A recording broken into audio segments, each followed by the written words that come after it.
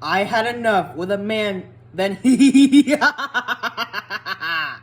I seriously had enough of it. Oh yeah, I could do I could do much better with the funniest book of all time. It will continue in 3, 2, 1, let the games begin. This is gonna be very good. Here we go. 3. Grover unexpectedly loses his pants. Confession time. I ditched Grover as soon as we got to the bus. After he died, she was left with no money, no family, and no diploma. The only good break she ever got was meeting my dad. I don't have any memories of him, just this sort of warm glow, maybe the barest trace of his smile. My mom doesn't like to talk about him because it makes her sad. She has no pictures. See, they weren't married. She told me he was rich and important and their relationship was a secret. Then one day, he set sail across the Atlantic on some important journey, and he never came back. Lost at sea, my mom told me. Not dead, lost at sea. She worked odd jobs, took night classes to get her high school diploma, and raised me on her own. She never complained or got mad, not even once. But I knew I wasn't an easy kid. Finally, she married Gabe Ugliano, who was nice the first 30 seconds we knew him, then showed his true colors as a world-class jerk. When I was young, I nicknamed him Smelly Gabe. I'm sorry, but it's the truth. The guy reeked like moldy garlic pizza wrapped in gym shorts. Between the two of us, we made my mom's life pretty hard. The way Smelly Gabe treated her, the way he and I got along, well, when I came home is a good example. I walked into our little apartment hoping my mom would be home from work. Instead, Smelly Gabe was in the living room playing poker with his buddies. The television blared ESPN. Chips and beer cans were strewn all over the carpet. Hardly looking up, he said around his cigar, "So you're home." "Where's my mom?" "Working," he said. "You got any cash?" That was it. No welcome back, good to see you, how has your life been the last 6 months?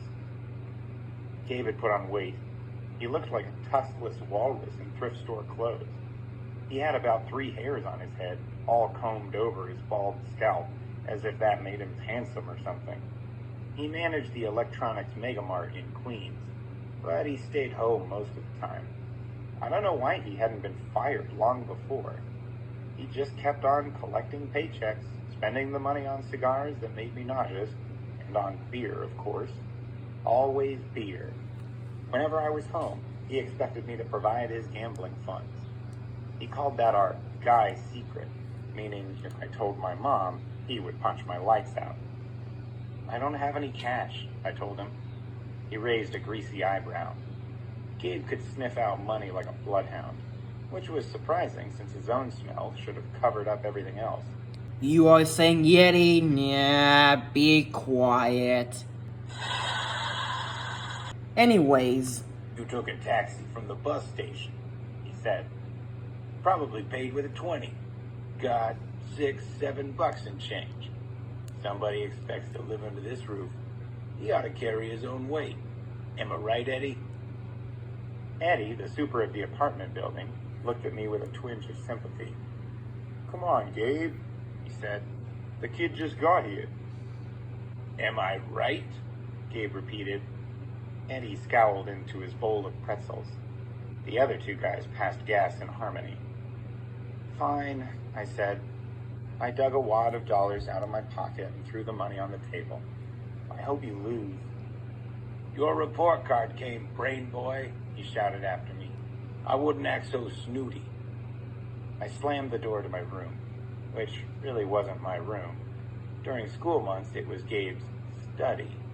He didn't study anything in there except old car magazines, but he loved shoving my stuff in the closet, leaving his muddy boots on my windowsill, and doing his best to make the place smell like his nasty cologne and cigars and stale beer. I dropped my suitcase on the bed. Home sweet home.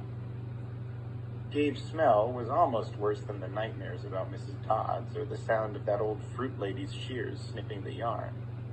But as soon as I thought that, My legs felt weak. I remembered Grover's look of... If Gabe here gets Grover! Now back to the show. Her eyes sparkle and change color in the light.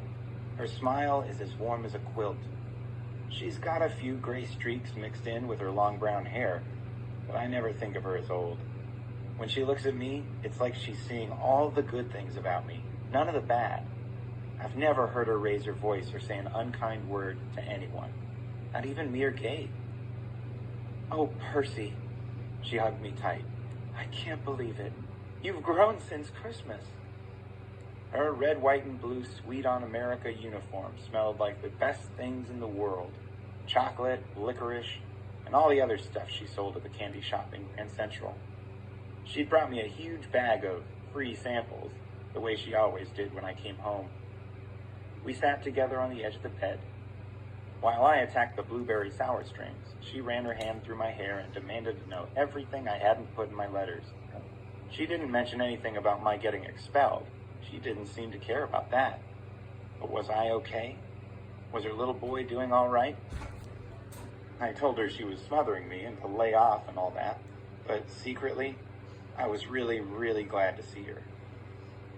From the other room, Gabe yelled, "Hey, Sally, how about some bean dip, huh?" I gritted my teeth. My mom is the nicest lady in the world. She should have been married to a millionaire, not to some jerk like Gabe. For her sake, I tried to sound upbeat about my last days at Yancey Academy. I told her I wasn't too down about the expulsion. I'd lasted almost a whole year this time. I'd made some new friends. I'd done pretty well in Latin. And honestly, the fights hadn't been as bad as the headmaster said. I liked Yancey Academy. I really did. I put such a good spin on the year, I almost convinced myself. I started choking up, thinking about Grover just until she was ready to leave for Montauk. Then we would get out of here. "I was on my way, honey," she told Gabe. "We were just talking about the trip." Gabe's eyes got small. "The trip? You mean you were serious about that?" "I knew it," I muttered. "He won't let us go." "Of course he will," my mom said evenly. "Your stepfather is just worried about money, that's all. Besides," she added, "Gabriel won't have to settle for bean dip. I'll make him enough 7-layer dip for the whole weekend. Guacamole, sour cream, the works." Gabe softened a bit. "So this money for your trip, it comes out of your clothes budget, right?" "Yes, honey," my mother said. "And you won't take my car anywhere but there and back?" "We'll be very careful." Gabe... This has got to stop. The noise is making me stop. That's it. Okay, time to head back. Gabe scratched his double chin. "Maybe if you hurry with that 7-layer dip, and maybe if the kid apologizes for interrupting my poker game. Maybe if I kick you in your soft spot," I thought, "and make you sing soprano for a week." But my mom's eyes warned me not to make him mad. Why did she put up with this guy? I wanted to scream. Why did she care what he thought? "I'm sorry," I muttered. "I'm really sorry I interrupted your incredibly important poker game. Please go back to it right now." Gabe's eyes narrowed. His tiny brain was probably trying to detect sarcasm in my statement. "Yeah, whatever," he decided. He went back to his game. "Thank you, Percy," my mom said. "Once we get to Montauk, we'll talk more about whatever you've forgotten to tell me, okay?" For a moment, I thought I saw anxiety in her eyes. The same fear I'd seen in Grover. The screen door slammed shut so hard, it whacked him in the butt and sent him flying up the staircase. Maybe it was just the wind, or some freak accident with the hinges. But I didn't stay long enough to find out. It's official. Your butt! And of course... Back to 3. Maybe it was just the wind, or some freak accident with the hinges. But I didn't stay long enough to find out. I got in the Camaro and told my mom to step on it. Our rental cabin was on the South Shore, way out at the tip of Long Island. It was a little pastel box with faded curtains half sunken into the dunes. There was always sand in the sheets and spiders in the cabinets, and most of the time the sea was too cold to swim in. I loved the place. We'd been going there since I was a baby. My mom had been going even longer. She never exactly said, but I knew why the beach was special to her. It was the place where she'd met my dad. As we got closer to Montauk, she seemed to grow younger, years of worry and work disappearing from her face. Her eyes turned the color of the sea. We got there at sunset, opened all the cabin's windows, and went through our usual cleaning routine. We walked on the beach, fed blue corn chips to the seagulls, and munched on blue jelly beans, blue saltwater taffy, and all the other free samples my mom had brought from work. I guess I should explain the blue food. See, Gabe had once told my mom there was no such thing. They had this fight, which seemed like a really small thing at the time. But ever since, my mom went out of her way to eat blue. She baked blue birthday cakes. She mixed blueberry smoothies. She bought blue corn tortilla chips and brought home blue candy from the shop. This, along with keeping her maiden name Jackson, rather than calling herself Mrs. Gugliano, was proof that she wasn't totally suckered by Gabe. She did have a rebellious streak like me. When it got dark, we made a fire. We roasted hot dogs and marshmallows. Mom told me stories about when she was a kid, back before her parents died in the plane crash. She told me about the books she wanted to write someday, when she had enough money to quit the candy shop. Eventually, I got up the nerve to ask about what was always on my mind whenever we came to Montauk. My father. Mom's eyes went all misty. I figured she would tell me the same things she always did. I never got tired of hearing them. He was kind, Percy, she said. Tall, handsome, and powerful, but gentle too. You have his black hair, you know, and his green eyes. Mom fished a blue jelly bean out of her candy bag. I wish he could see you, Percy. He would be so proud. I wondered how she could say that. What was so great about me? A dyslexic, hyperactive boy with a D+ report card, kicked out of school for the 6th time in 6 years? How old was I asked. I mean, when he left. She watched the flames. He was only with me for one summer, Percy.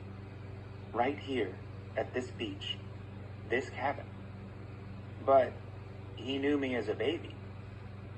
No, honey. He knew I was expecting a baby, but he never saw you. He had to leave before you were born. I tried to square that with the fact that I seemed to remember something about my father. A warm glow, a smile. I had always assumed he knew me as a baby. My mom had never said it outright, but still, I had felt it must be true. Now to be told that he'd never even seen me? I felt angry at my father. Maybe it was stupid, but I resented him for going on that ocean voyage, for not having the guts to marry my mom.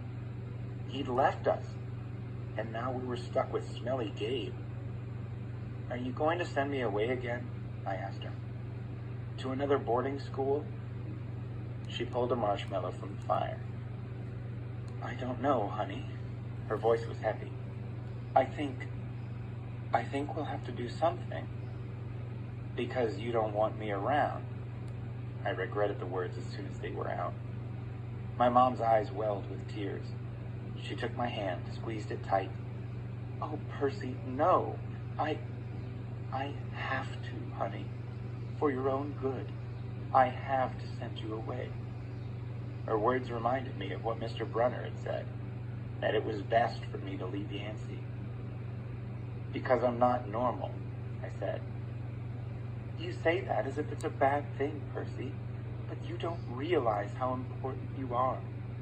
I thought Yancey Academy would be far enough away. I thought you'd finally be safe. Safe from what?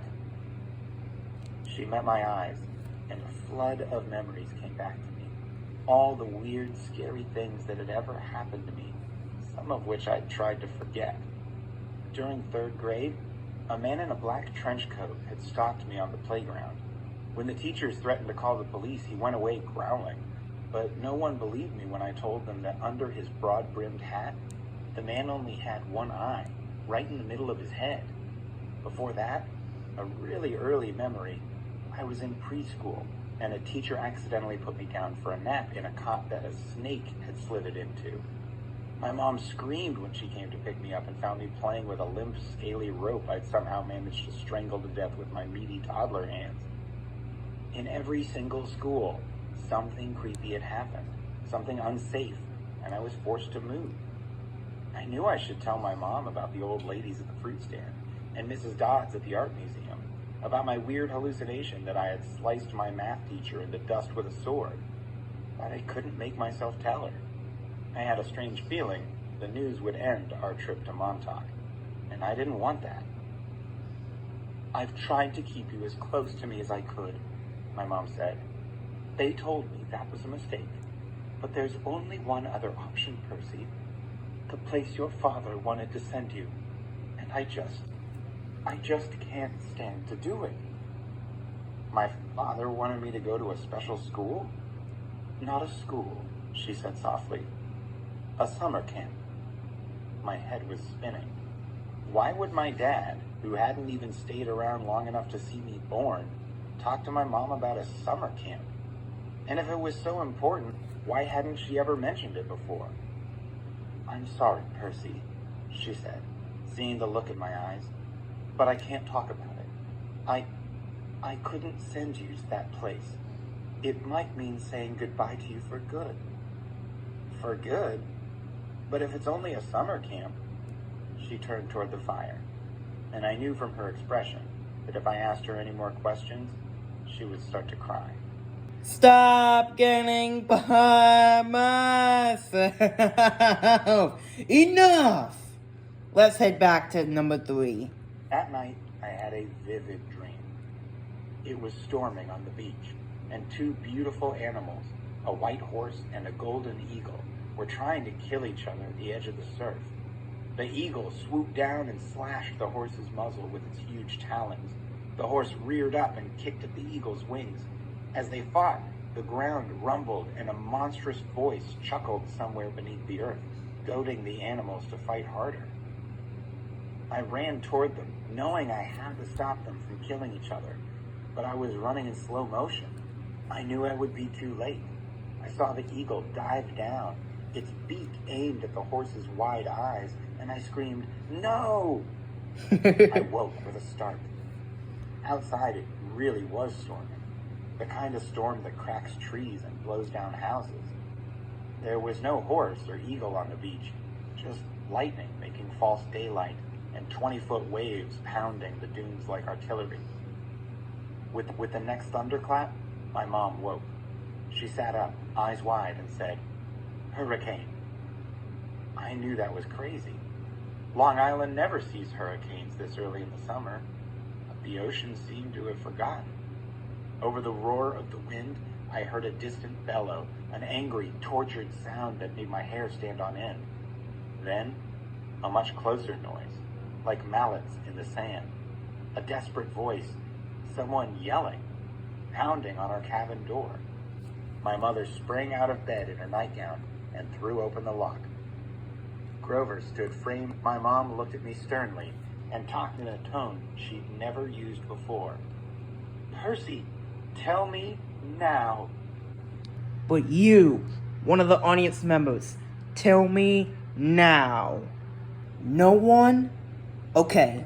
I stammered something about the old ladies at the fruit stand and Mrs. Dodds, and my mom stared at me, her face deathly pale in the flashes of lightning. She grabbed her purse, tossed me my rain jacket, and said, "Get to the car, both of you. Go." Grover ran for the Camaro. After 19 minutes, it's finally making me better. It's time for... Fails guaranteed to make you laugh. Grover unexpectedly loses his pants. Confession time. But Grover was freaking me out. Living room playing poker with his buddies. The television blared ESPN. Chips and beer cans were strewn all over the carpet.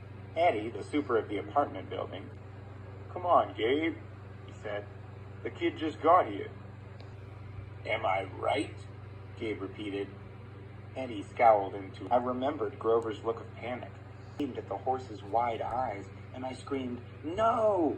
Grover stood framed in the doorway against. I was too shocked to register that he'd just cursed in ancient Greek. Grover stood framed in the doorway and talked in a tone she'd never used before. "Percy, tell me now." Grover ran for the Camaro. Oh my god. Finally, time for number 3. Here we go.